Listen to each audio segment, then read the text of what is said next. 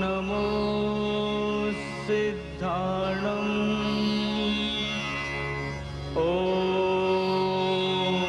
नमो आयर्याणं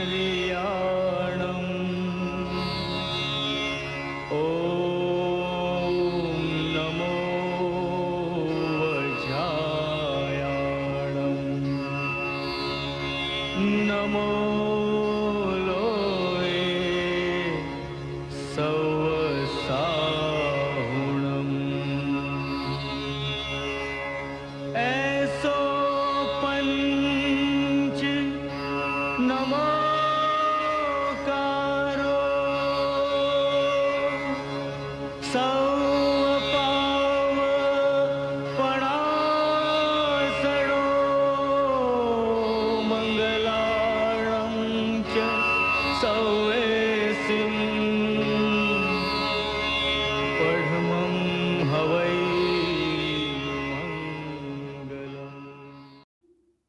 આજે પર્વાધિરાજ પર્યુષણનો ચોથો દિવસ છે.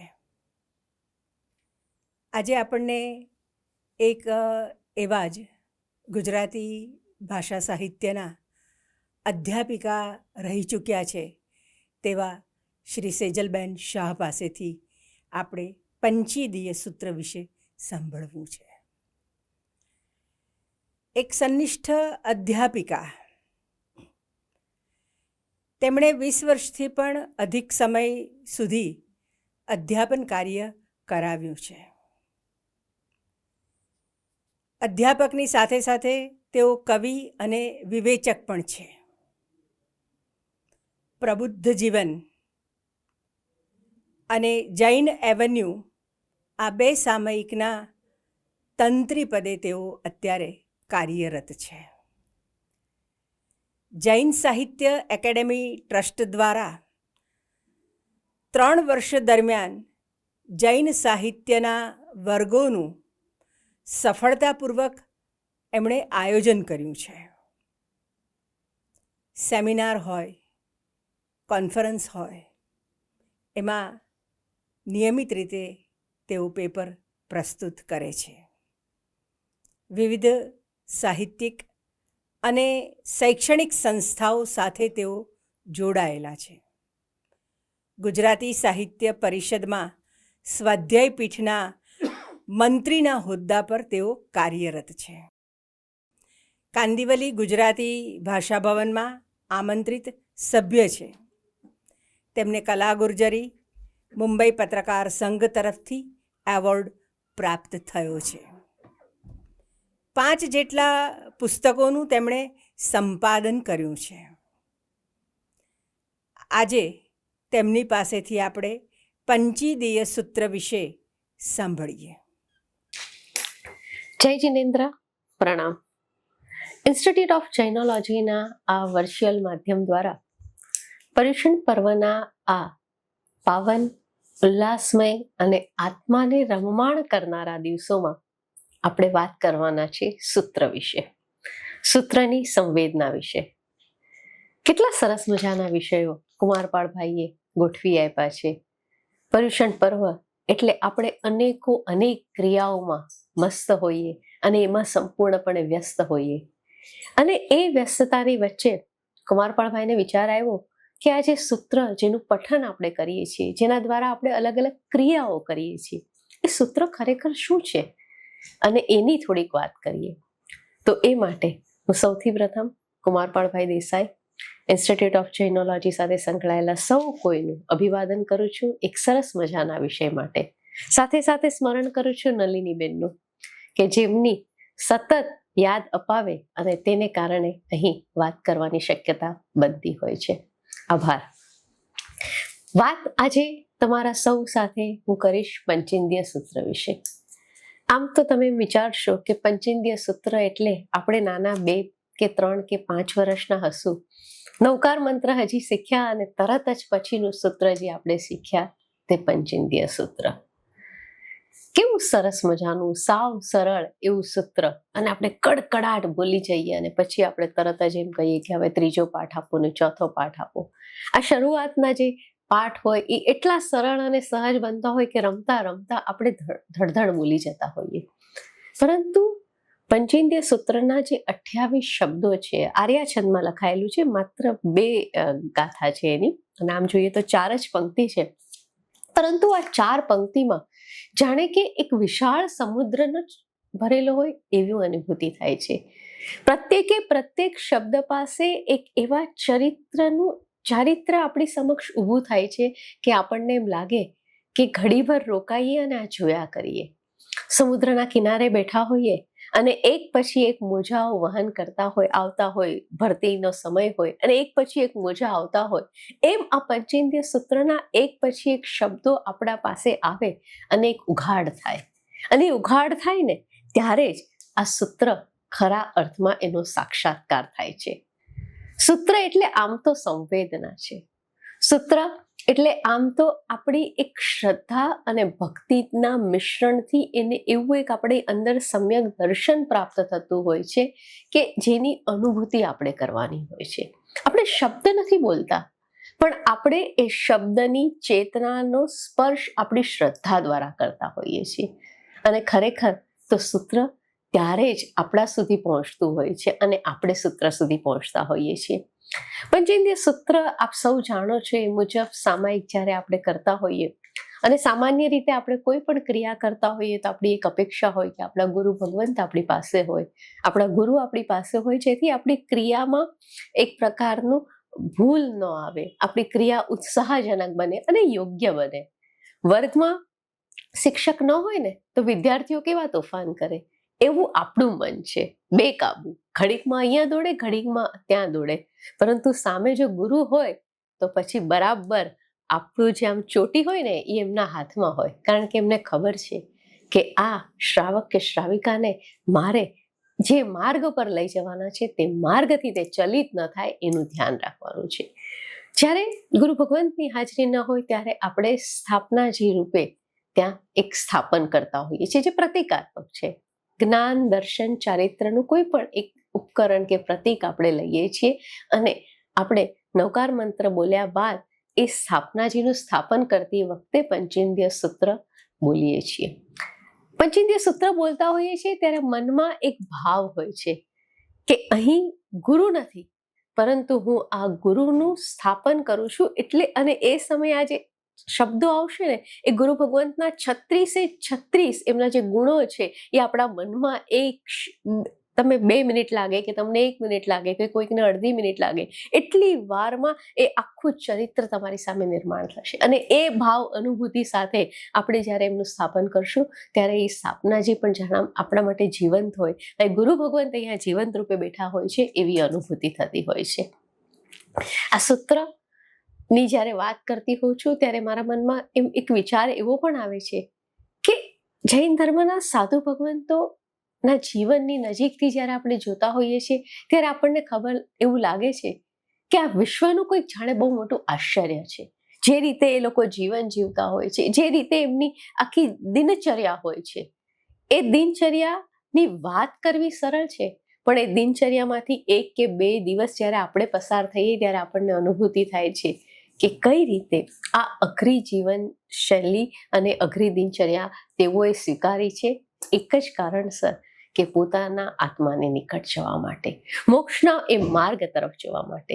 અને એ બાબત સાથે જો આપણે આ સૂત્રનું પઠન કરશું કે એ ગુરુ ભગવંત અને એ ગુરુ ભગવાન જે 36 ગુણોથી સજ્જ છે, સમૃદ્ધ છે, અને એ 36 ગુણો કયા, તો ચાલો આપણે આ દરિયા કિનારે બેઠા છીએ અને ઉછળતા મોજાને અનુભવીએ છીએ તો ધીરે ધીરે આપણે એમાં પ્રવેશ કરીએ અને જોઈએ કે આ કેટલા ઊંડાણ અને ગહન ભરેલા મોજા છે. તો સૌથી પહેલા તો આપણે જરાક ઉતાવળે એ સૂત્રને એકવાર આપણે તમારી સમક્ષ મૂકું.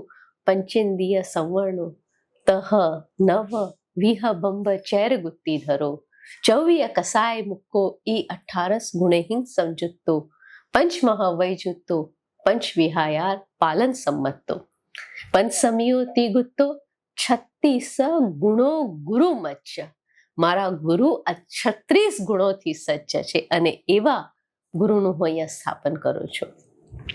આમ ઘણી બધી વાર ગુરુ એ શબ્દ બોલતા આપણા મનમાં એક આદર ભાવ આવી જતો હોય છે, પણ સાથે સાથે એક વિચાર આવે કે આ કેવા છે?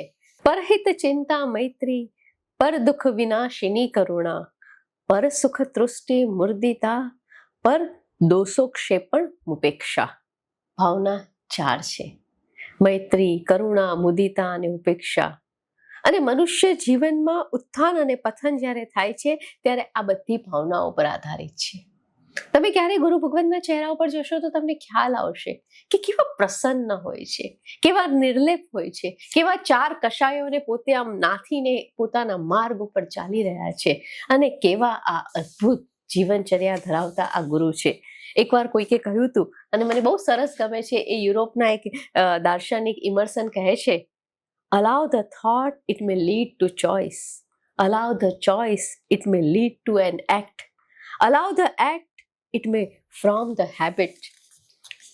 આગળ કહે છે, continue the habit, it shapes your character. એ તમારા ચરિત્રને શેપ આપશે, આ નિર્માણ કરશે. અને continue the character, it shapes your destiny. એ તમારી ડેસ્ટિનીને પણ શેપ કરશે. આપણા વિચારોને આપણે સ્વતંત્રતા આપીએ.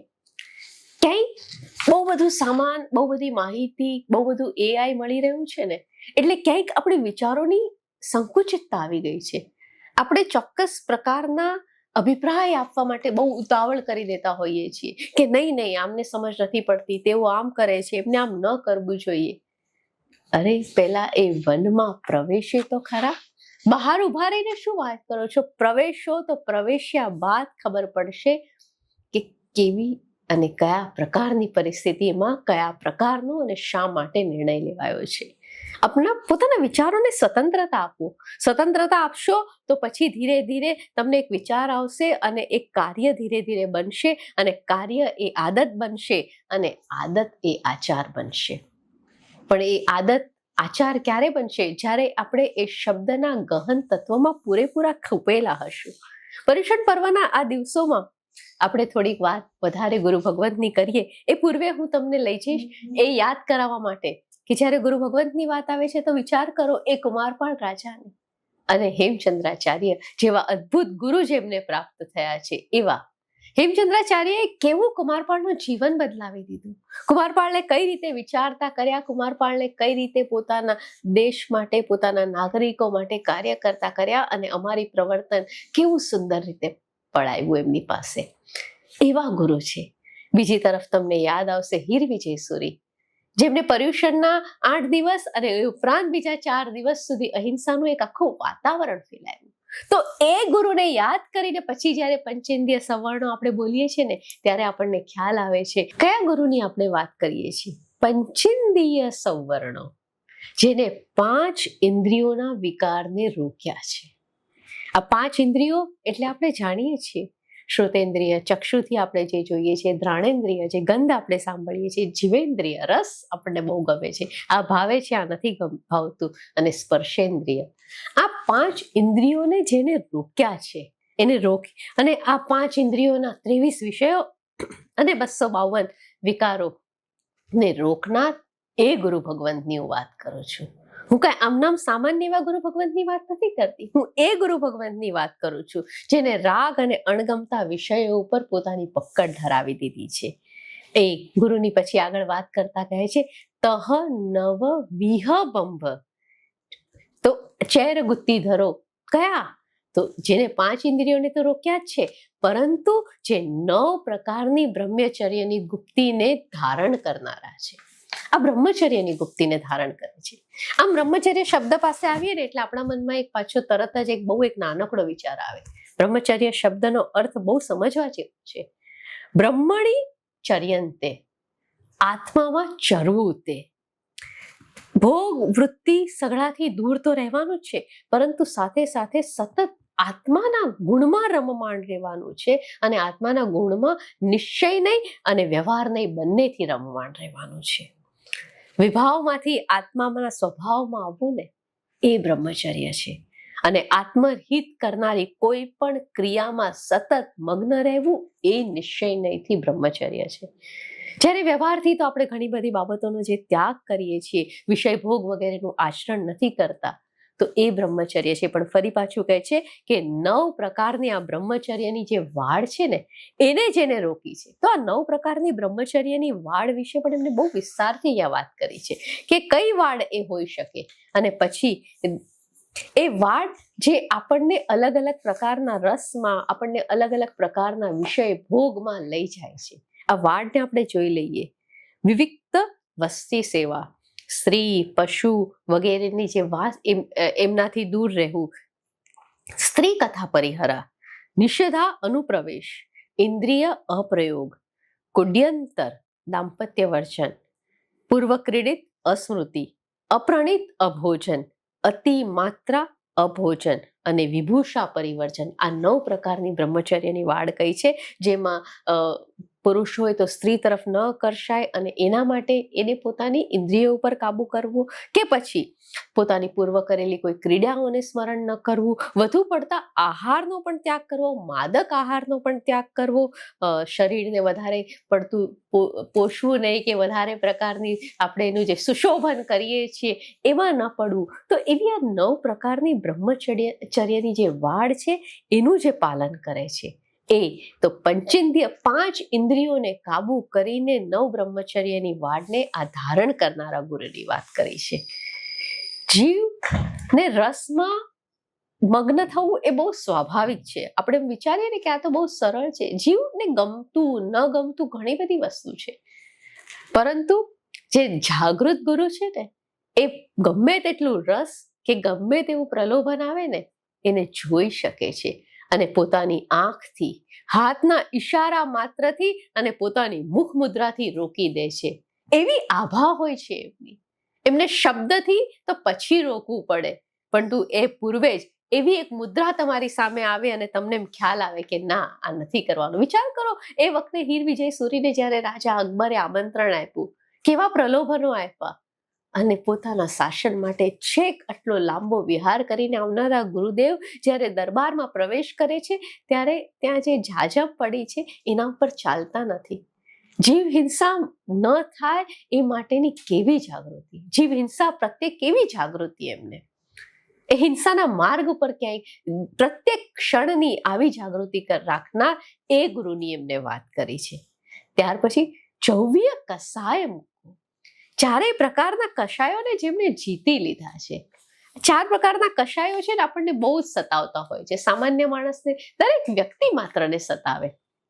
ગુરુ ભગવાન ક્રોધ, માન, માયા અને લોભ, આ 4 પ્રકારના કષાયોથી બહુ મુક્ત રહેલા છે. કષાય શબ્દ બહુ રસ પડે એવો છે. સાહિત્યમાં છે ને કશ એટલે ઠાર મારવું, કોઈ પણ વસ્તુ છે એને આમ રોકી દેવી અથવા એને બગાડવું, તો એવો પણ એક અર્થ કર્યો છે. કષાયનો બીજો એક અર્થ કશ એટલે સંસાર અને આય એટલે લાભ, સંસારનો લાભ વધારે.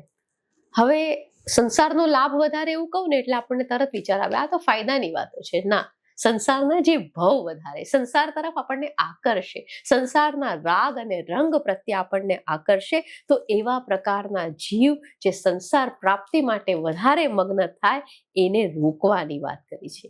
કષાય શબ્દ માટે એક સરસ શબ્દ આયુર્વેદમાં પણ છે કે આયુર્વેદમાં કોઈ કડવી દવા હોય તો એના માટે પણ કષાય કહેવામાં આવે છે. ટૂંકમાં આત્માને કલેશ, પીડા આપે અને એનું પરિણામ જે છે ને એ કષાય છે.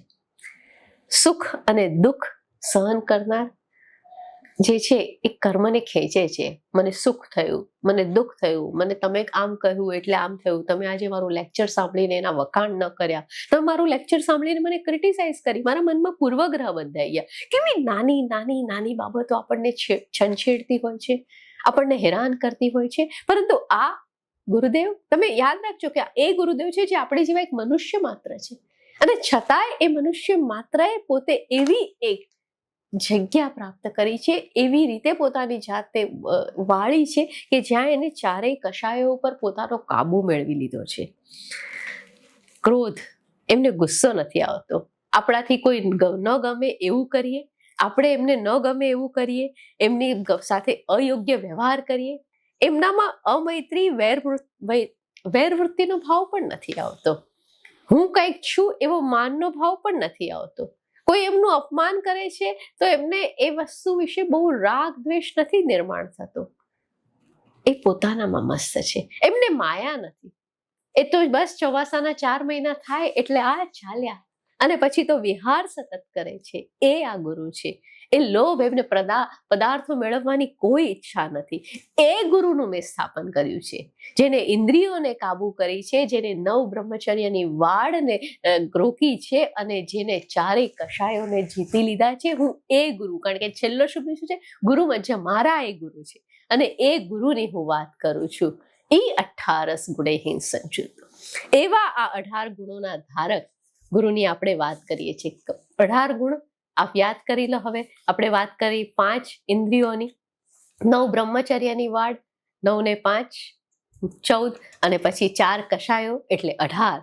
તો ઈ 18 ગુણેહીન સંયુક્તો. આ 18 ગુણો જેને ધારણ કર્યા છે, હું એ ગુરુની વાત કરું છું. હવે જે આગળ વાત આવશે ને, આ 18 પ્રકારના ગુણોની વાત તો બરાબર છે, પણ હવે આ 18 જે ગુણો છે એ નિવૃત્તિના છે. એનું જે સ્વરૂપ છે તમે એ જોશો તો તે નિવૃત્તિનું સ્વરૂપ છે. એટલે કે દોષો આપણા ન આવે, દોષોથી નિવૃત્તિ લેવી, અને એ રીતે એમને ગુણોની પ્રાપ્તિ કરી છે. હવે બાકીની જે 2 ગાથા છે, હવે પછીની બીજી જે ગાથા છે જેમાં 2 પંક્તિ છે, એમાં હવે પ્રવૃત્તિની વાત આવશે. પંચમહ વૈજુતો હવે રોકવાનું નથી, પરંતુ હવે બીજી ગાથામાં પ્રવૃત્તિ. તો કયા બાકીના 18 ગુણો છે? તો કહે છે કે આ 18 ગુણોમાં પંચમહ વૈજુતો અર્થાત પંચમહાવ્રતથી જે યુક્ત છે.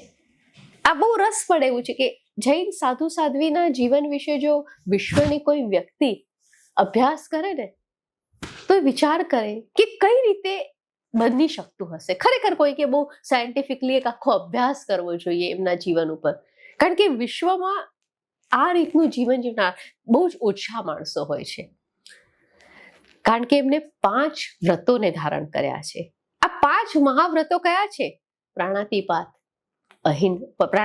વિરમણ, અહિંસા, મૃષાવાદ વિરમણ અર્થાત સત્ય, અદત્તાદાન વિરમણ, ચોરીનો ત્યાગ કરે છે, મૈથુન વિરમણ, બ્રહ્મચર્ય, અને પરિગ્રહ વિરમણ, અપરિગ્રહ, વસ્તુનો સંગ્રહ નથી કરતા. દીક્ષા લેતી વખતે આ 5 મહાવ્રતોનો એમને અંગીકાર કરેલા છે. 5 મહાવ્રતોને અંગીકાર કરેલા છે. એ કહે છે કે હું આ સર્વ પ્રકારની હિંસાનો ત્યાગ કરવાનો નિયમ લઉં છું. હું સર્વ પ્રકારના અસત્યને પણ ત્યાગ કરું છું, અને ચોરી ન કરવાનો નિયમ લઉં છું, અને ભોગોને પણ ત્યાગ કરું છું, અને પરિગ્રહને પણ ત્યાગ કરું છું. મન, વચન, કાયા બધી જ રીતે ગમે તેવી પરિસ્થિતિમાં તેઓ બસ ઠંડી હોય કે ગરમી હોય ફરિયાદ નથી કરતા. એ વાહનનો ઉપયોગ નથી કરતા. એ વરસાદના સમયમાં ભીંજાય છે અને એની પણ ફરિયાદ નથી કરતા. એમને જ્યારે યોગ્ય ગોચરી નથી મળતી ત્યારે પણ તે ફરિયાદ નથી કરતા. એના મનમાં તો માત્ર શાસનનું હિત છે. એવા 5 મહાવ્રતોના આ અંગીકાર કરનારા ગુરુનું સ્થાપન કર્યું છે. આપણે ઘણીવાર વિચાર કરીએ કે આજે આપણી પાસે જે આ બધા શાસ્ત્ર પાઠ છે, આજે આપણી પાસે જે આ સિદ્ધાંતો છે, જે સૂત્રો છે, એ કોને આપણા સુધી પહોંચાડ્યા? પ્રભુ તીર્થંકરે જે વાણી કહી એ પ્રભુની વાણીને ગૂંથનાર કોણ હતા? ગણધર ભગવંતો હતા. અને ગણધર ભગવંતો પછી જે એક આખી આપણી પાઠ પરંપરા ચાલી, અને પછી જે અનેક આચાર્યો થઈ ગયા, એકથી એક ચડ્યા હતા એવા આચાર્યો આપ યાદ કરો. અને એ એકથી એક ચડ્યા હતા એવા આચાર્યોને કારણે આજે આપણને આ બધા નિર્યુક્તિ, ચૂર્ણી, આ કેટલા શાસ્ત્રો એમને આપણા માટે સહજ રૂપે મૂકી આપ્યા છે. આપણે યાદ કરી શકીએ છીએ પૂજ્ય હરિભદ્રસુરી મહારાજ સાહેબને, આપણે યાદ કરીએ છીએ ઉમા સ્વાતીજીને, આપણે યાદ કરીએ છીએ હેમચંદ્રાચાર્યને, કેટલા આચાર્યો આપણી પાસે, મુનિચંદ્ર સુરી મહારાજ સાહેબ, અનેક આનંદગંજી ઉપાધ્યાય, યશો વિજયજી મહારાજ સાહેબ, અને આ આચાર્યો જેને સાહિત્ય, શાસન, જૈન ધર્મ માટે કેટલું લખાણ કર્યું, કેટલું સ્વાધ્યાય કર્યું, એ સાધુ સાધ્વીની આપણે અહીંયા સ્થાપના કરી છે. તમે કહેશો કે સેજલબેન આ એક 27-28 શબ્દોનું આર્યા છંદનું આ સૂત્ર અને 2 અક્ષરનો એક શબ્દ ગુરુ, એના માટે તમે આ 1 કલાક સુધી શું વાત કરો છો? પણ હું તમને કહેવા માંગુ છું કે આ આદર, આ એક મહિમા, આ જે એક ચારિત્રની ઉચ્ચ વચ્ચ રાધે છે, એનું આપણે જ્યારે સ્મરણ કરીએ છીએ ને ત્યારે આપણને ખ્યાલ આવે છે કે આ નાની સૂની વાત નથી. એક સૂત્ર દ્વારા આપણે એવું એક સ્થાપન કરીએ છીએ જેમના માટે આપણા મનમાં ખૂબ આદર છે. આ 2 અક્ષરનું એક નામ નથી, પણ આ એક જૈન શાસનના એવા એક પ્રતિનિધિ છે કે જેને આ શાસનને વર્ષો સુધી ચલાવવા માટે પોતે સર્વસ્વ અર્પણ કરેલું છે. જે પોતાના આપણો જે સંઘ છે, ચતુર્વિધ સંઘ શેનાથી બને છે? સાધુ, સાધ્વી, શ્રાવક અને શ્રાવિકાથી. એ સાધુ સાધ્વીની અહીંયા વાત કરી. આપણે ક્યારે સાંભળ્યું છે કે શ્રાવક શ્રાવિકાનું કોઈ સ્થાપન થતું હોય? ગમે તેટલો મોટો ડોનર હોય, ગમે તેટલા પૈસા ખર્ચતો હોય, ગમે તેટલું કાર્ય કરે, આપણે એને નમસ્તે કહેશું, આપણે એની સાથે બહુ સરસ રીતે વાત કરશું, પરંતુ આપણે એમને વંદન નથી કરતા. આપણે વંદન કોને કરીએ છીએ? એ વીરતીનો વેશ ધારણ કરનારને વંદન કરીએ છીએ. એ માત્ર વીરતીનો વેશ ધારણ કર્યો છે? ના, એ તો ગુણોનું પ્રવર્તન કરે છે. એ ગુણોને ધારણ કરીને એ જ્યાં જાય છે ત્યાં એ ગુણોને પ્રવર્તાવે છે. એ શાસનના પ્રતિનિધિ છે. એ માર્ગમાં જ્યારે હાઈવે પર વિહાર કરે છે ત્યારે કંઈક કેટલાય ખાડા ટેકરાઓ એને તકલીફ આપે છે. એમને યોગ્ય રીતે ગોચરી નથી મળતી ત્યારે એ ફરિયાદ નથી કરતા કે આજે ગોચરી નથી મળી એટલા માટે વિહારમાં આવું થયું. એ તો એક દેરાસરથી બીજા દેરાસર, એક સ્થાનકથી બીજા સ્થાનક દોડી રહ્યા છે, કારણ કે કોઈક શ્રાવકે એમને આમંત્રણ આપ્યું છે કે સાહેબજી આટલી વિધિ કરાવવા માટે આવજો ને.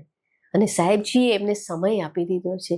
એ સમય સાચવવા માટે વાહનનો ઉપયોગ કર્યા વગર પોતાના 2 પગનો ઉપયોગ કરીને દોડતા હોય છે. એ ગુરુ ભગવંતની આપણે વાત કરીએ છીએ. માણસનો મહિમા કરવાનું આપણે ચૂકીએ નહીં, કારણ કે એ જો આપણે ચૂકી જઈએ ને તો આપણે આપણી નજરમાંથી ઉતરી જઈએ.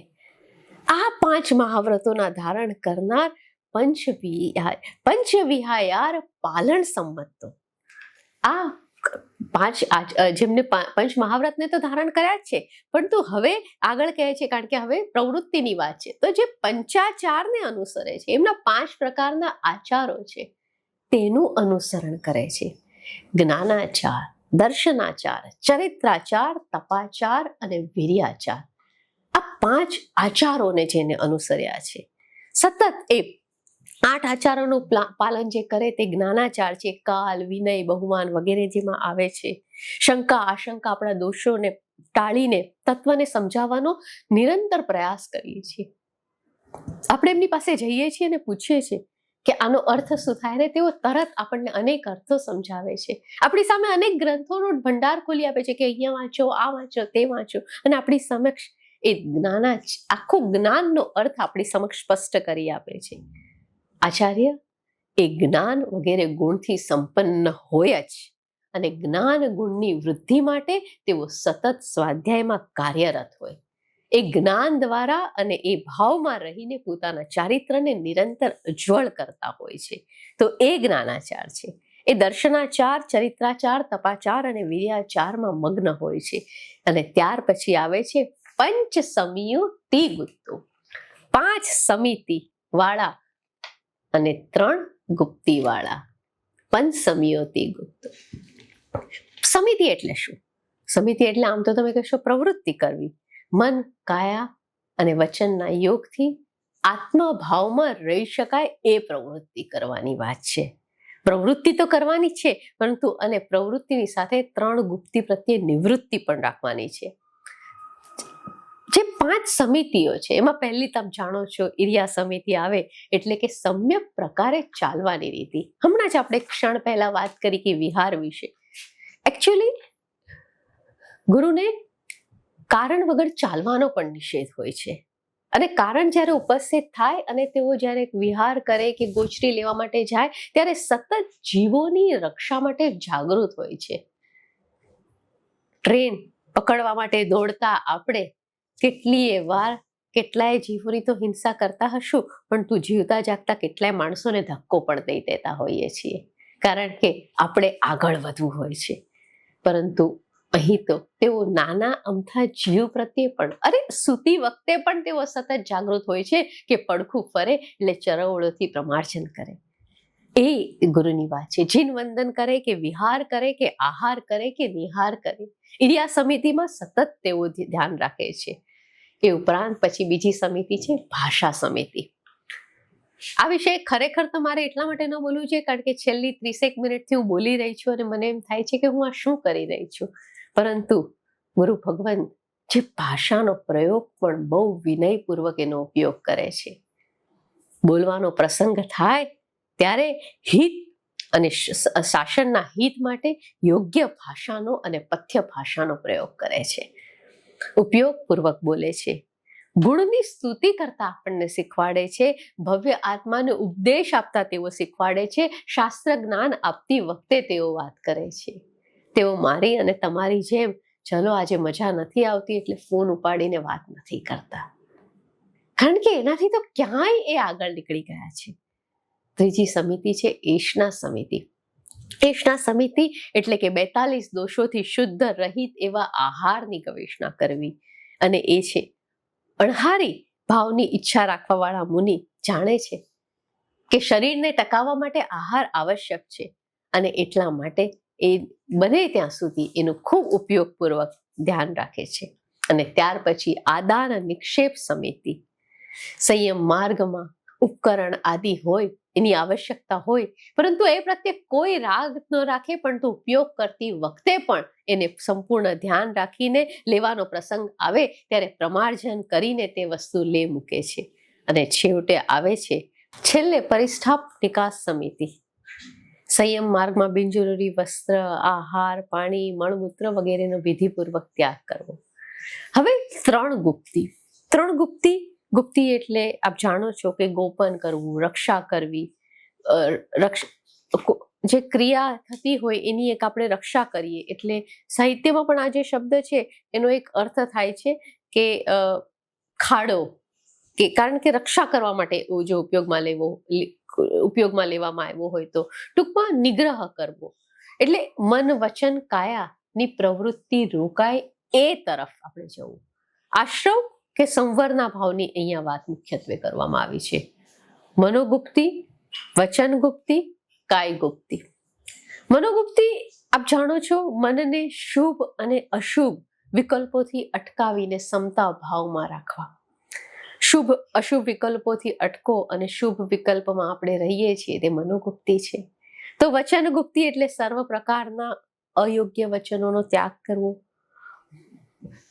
મૌનનું બને ત્યાં સુધી અવલંબન લેવું. આપ જાણો છો ધ્યાન વખતે, કૌશક વખતે આપણે મૌનમાં રહેવાની વાત આવેલી જ છે. અને કાય ગુપ્તિ કે કાયાના વ્યાપારનો પણ બને ત્યાં સુધી ત્યાગ કરવાનો. કારણ વગર કાયાને હલાવવી નહીં, કાયાને ચલાયમાન ન કરવી આદિની વાત આવે છે. તો પંચસમિયું, દીપ ગુપ્તો, 5 સમિતિ અને 3 ગુપ્તિમાં જે પ્રવૃત્ત છે એવા 3600 ગુણો ગુરુ છે. આવા 36 ગુણોના જે મારા ધારક છે એમને હું વંદન કરું છું. બહુ મહત્વની વાત એ છે કે આ એક જે સૂત્ર છે એ સૂત્ર દ્વારા હવે આપણે જોઈએ તો પહેલી જે ગાથા હતી એ પહેલી ગાથામાં 36 ગુણોની વાત કરી છે. એટલે 18 જે ગુણો છે એ નિવૃત્તિના છે. પછીની ગાથામાં જે 18 ગુણો છે એ પ્રવૃત્તિના છે. અને એ રીતે આ 36 ગુણો થાય છે. કારણ કે પહેલા શું થયું, તમે 5 ઇન્દ્રિયોના વિકારને રોકી દીધો, ત્યાર પછી તમે 9 પ્રકારની બ્રહ્મચર્યની વાડને રોકી અને ત્યાર પછી તમે 4 કષાયોને રોક્યા. તો એ એક નિવૃત્તિ છે કે આ આટલું કરવાનું નથી. કરવાનું શું છે તો પછી 5 મહાવ્રતોને ધારણ કરવાના છે, 5 આચારને ધારણ કરવાના છે અને 5 સમિતિ અને 3 ગુપ્તિને ધારણ કરવાની છે. નિવૃત્તિ અને પ્રવૃત્તિની આ ગાથા છે. શું કરવાનું છે અને શું નથી કરવાનું. એક આચાર્ય ઉપાધ્યાય મુનિનું સંપૂર્ણ જીવન આમાં આપણે જોઈ શકીએ છીએ. એમના જીવનની એક જાણે કે નિયમાવલી ન હોય ને એવું આપણને ખ્યાલ આવે છે. અને એ જેને ધારણ કર્યા છે એ ગુરુને અહીંયા વંદન કરવાની વાત આવી છે. ગુરુ એટલે તો ધર્મનો દર્શક છે, ધર્મનો માર્ગ આપણને દેખાડે છે. અને ગુરુ માટે બહુ સરસ વાત કરી છે. જે ધર્મજ્ઞો છે અર્થાત ધર્મ સમજાવે છે, જે ધર્મનો કર્તા છે અને જે હંમેશા શાસ્ત્રનો ઉપદેશ આપીને ધર્મને સદા અનેક લોકો સુધી પહોંચાડે છે એવો પ્રતિનિધિ છે. અને એ જ ખરેખર આ ગુરુ કહેવાય. તો એક રીતે આ માત્ર ગુરુના આદરનું કે ગુરુ પ્રત્યેના વિનયનું સૂત્ર નથી. આપણા માટે એ રીતે મહત્વનું છે કે આપણે આપણા ગુરુની ઓળખ કરવી છે તો પણ આપણે આ લક્ષણોને જાણવા જોઈએ, કારણ કે આપણે આપણા ગુરુની ઓળખ કરવા માટે આ ખબર હોવી જોઈએ કે એમનામાં શું છે ને શું નથી. માર્કેટમાં કે જીવનમાં આપણે દરેક વસ્તુ લેતા પહેલા અનેક પ્રકારના રિસર્ચ કરતા હોઈએ છીએ, પરંતુ ધર્મની બાબતમાં આપણે સામાન્ય રીતે રિસર્ચ કરવાનું ચૂકી જતા હોઈએ છીએ. ત્યાં રિસર્ચ કરવાની આવશ્યકતા નથી. શ્રદ્ધા ભક્તિ સાથે પ્રભુ મહાવીરે જે વાત કહી હતી કે સતત જાગૃત રહેવાની વાત છે, કે સતત તું જાગૃત રહે છે, તું એક ક્ષણ પ્રમાદ ન કરતો, અને સાથે જાગૃતિની પણ વાત કરી છે. તો મારી જાગૃતિ એવી હોવી જોઈએ કે મારી પ્રત્યેક ક્રિયા કે મારા પ્રત્યેક સૂત્ર કે હું જેના માટે વિનય કે આદર ભાવ ધરાવું છું એ વ્યક્તિ કોણ છે અને એના માટે હું યોગ્ય તો બનું જ, પણ એ પણ મારા માટે યોગ્ય છે એની પણ હું જાણકારી રાખું. એટલી સરસ વાત અહીંયા મૂકવામાં આવી છે. સાધક યોગી આ સૂત્ર બોલવા માટે, આ સૂત્ર બોલીને જે સાધક છે એની સ્થાપના તો કરે જ છે, અને હવે વિચારે છે કે મારી સાથે મારા ગુરુ છે અને એને કારણે મારું જે ધર્મ અનુષ્ઠાન છે એ તો પૂરેપૂરું ફળવાનું છે. અને એ શ્રદ્ધા સાથે જ એ સામાયિકનો આરંભ કરે છે. સામાયિક પૂરી થાય છે ત્યારે ફરી પાછું એનું ઉત્થાપન, એટલે જ્યારે સ્થાપન કરે છે ત્યારે પોતાના હાથની મુદ્રા આ રીતે રાખે છે અને ઉત્થાપન કરતી વખતે પોતાનો હાથ ફેરવીને હથેળીને મોઢાની સમક્ષ મૂકે છે. જિનભદ્ર ગણી ક્ષમાક્ષમણે શ્રી વિશાવસ્ય ભાષકમાં કહ્યું હતું, શ્રી વિશેષાવિષ્ય ભાષકમાં કહ્યું હતું કે જ્યારે સાક્ષાત ગુરુનો વિરહ હોય અને ગુરુના ઉપદેશને સમીપમાં રાખીને જ્યારે કોઈ માર્ગ દેખાડવાનો હોય ને ત્યારે આ સ્થાપના કરવામાં આવે છે. જિનેશ્વરના વિરહમાં જો આપણે યોગ્ય રીતે આ કાર્ય કરીએ તો આપણું આમંત્રણ સફળ થાય છે. દેવેન્દ્ર સુરી ગુરુવંદન ભાષ્યમાં પણ કહે છે કે ગુરુના ગુણોથી જે યુક્ત હોય તે ગુરુને સ્થાપવા અને તેમને સ્થાને અક્ષાદી કે જ્ઞાન દર્શન ચરિત્રના ઉપકરણને તમારે મૂકવા જોઈએ. આપણી ષડ ક્રિયાઓમાં આ સૂત્રનું ખૂબ વધારે મહત્વ છે. જગતમાં અનેક પ્રકારના દેવ છે અને અનેક પ્રકારના ગુરુઓ પણ છે. આપણી જાગૃતિ આપણને સાચા ગુરુ તરફ લઈ જશે. પર્યુષણ પર્વના ક્ષમાપનાના અને આત્મમાં રમમાણ રમવાના જ્યારે આ દિવસો તરફ આપણે આગળ વધી રહ્યા છીએ ત્યારે પ્રત્યેક અક્ષરે, પ્રત્યેક ક્ષણે, પ્રત્યેક ક્રિયાએ એક મનુષ્ય જે રીતે પોતાના રાગ દ્વેષથી જુદો થતો જાય, પોતાને ક્રોધ માન માયા લોભથી જુદો થતો જાય, એ રીતે પોતાના વિવેક પ્રત્યે પણ જાગૃત બને. યુક્ત અને અયુક્તનો બરાબર વિવેક કરવાનો છે, કારણ કે જો એ વિવેક નહીં કરે તો એ મૂઢ ગણાશે. સામાયિકમાં તમે જ્યારે મુપત્તિ પલવો છો ત્યારે ગુરુને હું ધારણ કરું છું ને કુગુરુને પરિહરું છું એ વાત પણ તમે કરો છો, એટલે એ વસ્તુને પણ તમારે ધ્યાન રાખવાની છે. હરિભદ્ર સુરીએ સંબોધ પ્રકરણમાં ગુરુના સ્વરૂપ અધિકાર વિશે 91મી અને 92મી ગાથામાં ઘણી વિસ્તારથી આ વિશે વાત કરી છે, અને તેમને તો આચાર્યના 36 ગુણોની ગણના 47 પ્રકારે કરાવી છે. આ વિશે આપણે વિશેષ વાત તો ન કરીએ, પરંતુ અત્યારે અને હવે પછી જ્યારે પણ પંચેન્દ્રિય સવર્ણ બોલીએ ત્યારે આપણે એવી એક ભાવના ભાવીએ કે જે 36 ગુણો તે ધારણ કર્યા ગુરુ, એ ગુરુને તો હું સ્થાપન કરું, પણ હું એ 36 ગુણ ધારણ કરવાને યોગ્ય બનું. મારામાં પણ એક ક્ષમતા આવે કે તમે જે ચારિત્રનો વેશ ધારણ કર્યો છે એ રસ્તા પર હું ચાલું અને એક દિવસ આપને જોતા જોતા એ હું પણ એવો જ બની જાઉં. મારામાં પણ એક ક્ષમતા આવે.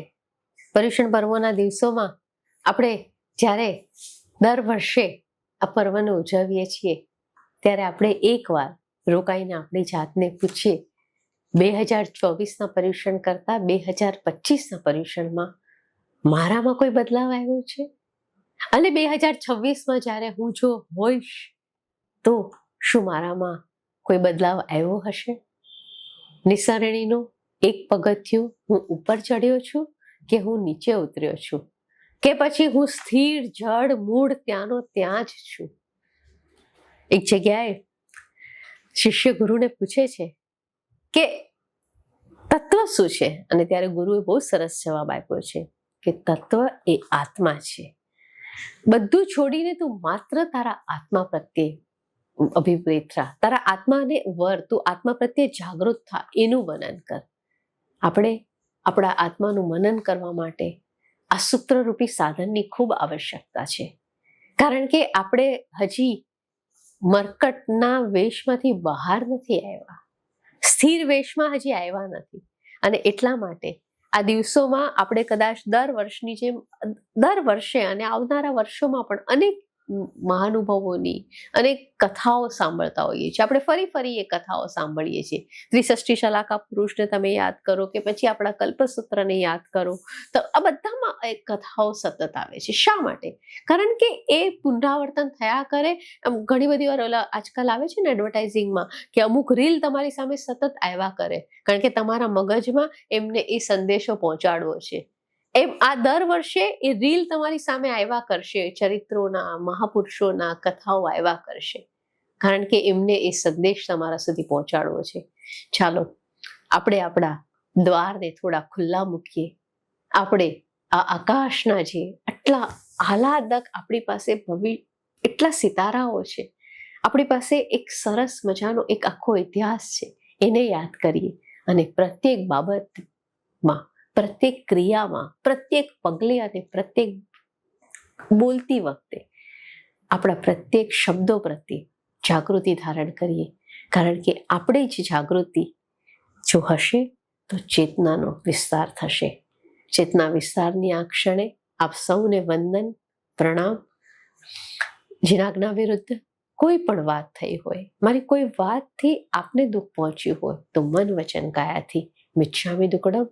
ફરી એકવાર ઇન્સ્ટિટ્યૂટ ઓફ જૈનોલોજી, પરમ પૂજ્ય અને પરમ આદરણીય એવા કુમારપાળભાઈ દેસાઈનો ખૂબ આભાર સાથે વંદન વ્યક્ત કરું છું. અને નલિનીબેન, આપનો પણ ખૂબ વિશેષ આભાર માનું છું. જય જિનેન્દ્ર, પ્રણામ. સેજલબેન શાહ